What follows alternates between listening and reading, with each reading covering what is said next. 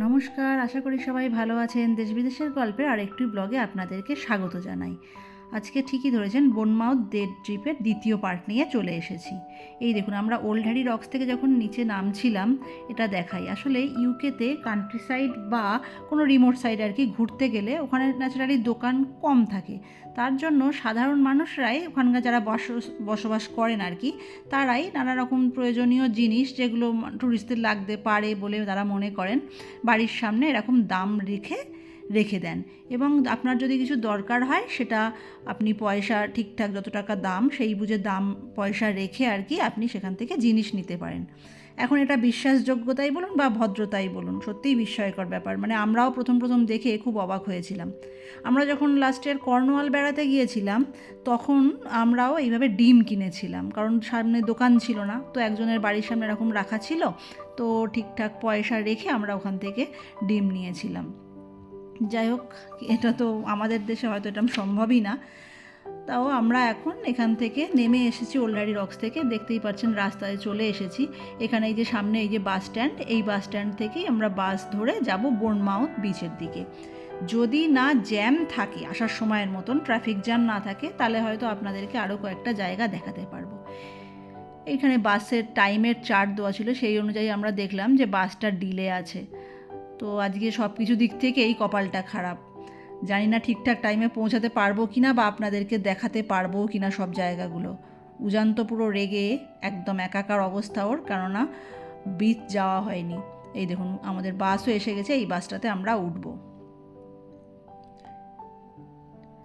বাস ছেড়েও দিল সময় মতো, জানি না এখন সামনে কি অবস্থা। ওই যে দেখুন দূরে যে সাদা পাহাড়টা দেখা যাচ্ছে পাথর মতো, ওইখানেই আমরা গিয়েছিলাম। ওইটা ছিল ওল্ড হ্যারি রক্স।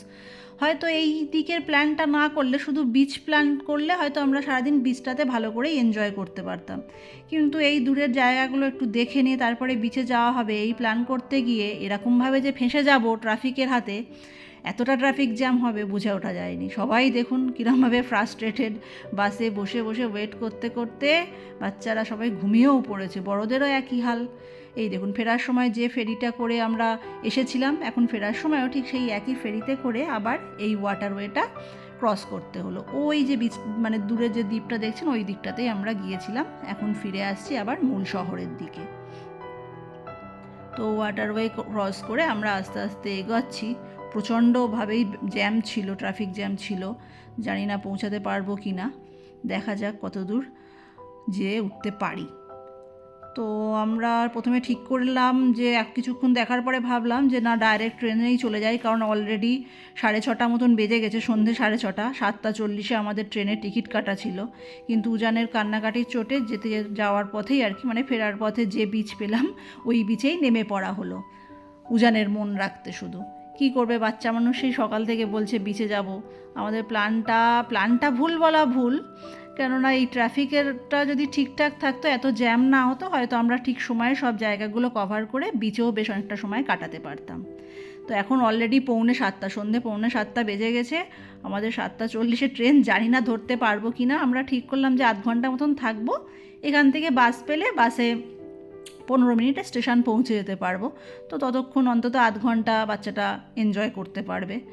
তো উজান তো আমরা এসেওছিলাম তোড়জোড় হয়ে যে একটু সমুদ্র স্নানও যদি করা যায়, কিন্তু সব কিছু এখন সবই ভেস্তে গেল, কারণ সময়ের অভাব। এখন যদি সমুদ্র স্নানে নামতে হয়, ট্রেন তো মিস হবে এক প্রকার বোঝাই যাচ্ছে। যদি বাস ঠিকঠাক টাইম আসে তাহলে হয়তো মিস হওয়ার চান্স কম। দেখা যাক কি হয়। এই দেখুন, এত সন্ধে হয়ে এসেছে, সন্ধে হয়েছে বলা ভুল, বাইরের লাইট রয়েছে অনেকই এখনও, সানলাইট, কিন্তু টাইম তো 6:45, 7টা বাজতে যাচ্ছে। কিন্তু তাও কত মানুষের ভিড়, এখনও সবাই স্নানে ব্যস্ত। কত লোক এখনও বসে সমুদ্র স্নান এনজয় করছেন, সমুদ্রকে উপভোগ করছেন, সূর্য স্নান করছেন, সব কিছু মিলেমিশে একাকার। আর দুপুরবেলা হয়তো এই ভিড়টা ছিল আরও 10 গুণ, এখন তাও তাও এত ভিড়। আমরা তো দেখে অবাক। ওই দেখুন উজান, দেখুন জুতো টুতো খুলে নেমেও পড়েছে, জলে নামবে রেডি। তো কিছুক্ষণ আর কি ওকে দেওয়া হলো ওর মতন করে এনজয় করতে। জানি না এর পরে কি হবে, আমাদের কপালে কি আছে রাত্রে, ট্রেন মিস করব না ধরতে পারবো। তো কিছুক্ষণ এরকমভাবেই এনজয় করলাম আমরা। দেখুন চারপাশটা জলটা এখনও, আকাশটা এত নীল তো পরিষ্কার, ওই জন্য জলের রঙটাও যেন মনে হচ্ছে পুরো ঘন নীল। কত মানুষ দেখুন, এরা সারাদিন সংসার পাতিয়েই বসে ফেলেছে বিচের ধারে, খাবার দাবার নিয়ে, বাচ্চাদের খেলনার সরঞ্জাম, জামা কাপড় সব নিয়ে একদম সকাল থেকে প্ল্যান করে এসেছে যে যতক্ষণ না সানসেট হচ্ছে তারা এইভাবেই বিচে কাটাবে। আসলে এই দিন ওয়েদারটা প্রচণ্ড ভালো ছিল, ঠান্ডা ছিল না, এত সুন্দর সানলাইট ছিল, তার জন্যই বিচে এত ভিড়। তবে অনেক মানুষই তোড়জোড় শুরু করেছেন, গোছগাছ শুরু করে দিয়েছেন, বাড়ি ফিরতে হবে, বাড়ি ফেরার পালা। এই বিচের মধ্যে সবাইয়ের মাঝে আমাদেরকে খুবই অড লাগছিল, জুতো পরে জামা টামা পরে পুরো ভালোভাবে আমরা দাঁড়িয়ে শুধু এনজয় করছি। কি আর করা যাবে, আমাদের ব্যাপারটা তো ওরা জানে না যে এতটা ট্রাফিক জ্যামে আমরা আটকে গিয়ে আজ এই অবস্থা হয়েছে এখন। তো এবারে বাড়ি ফিরবো বলে উজানকে বলা হলো যে চল ফিরি, নাহলে এত ট্রেন ধরতে পারবো না।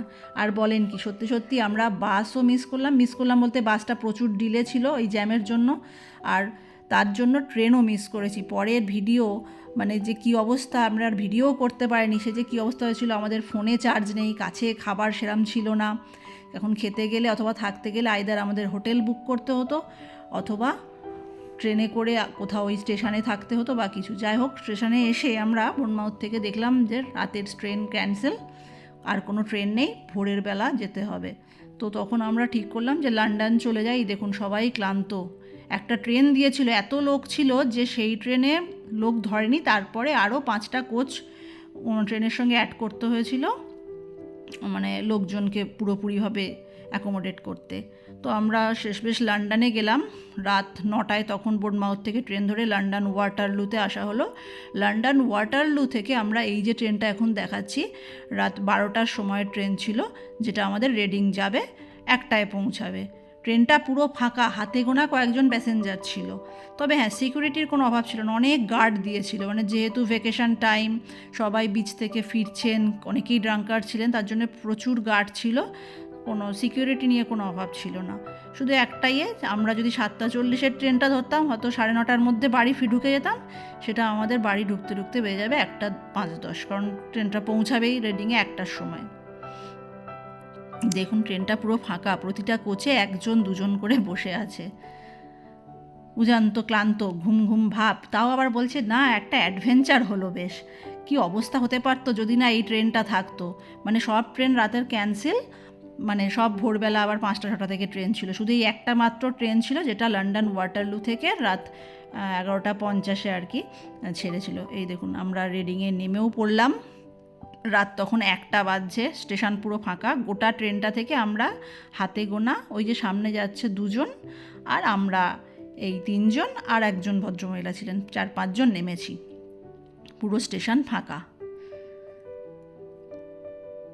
মানে খুব ভাগ্য ভালো এই ট্রেনটা আমরা পেয়ে গিয়েছিলাম, তাই তা না হলে আইদার আমাদেরকে স্টেশনে আটকাতে হতো অথবা অনেক অনেক টাকা দিয়ে হোটেল ভাড়া করে থাকতে হতো, যেটার কোনো মানেই হয় না।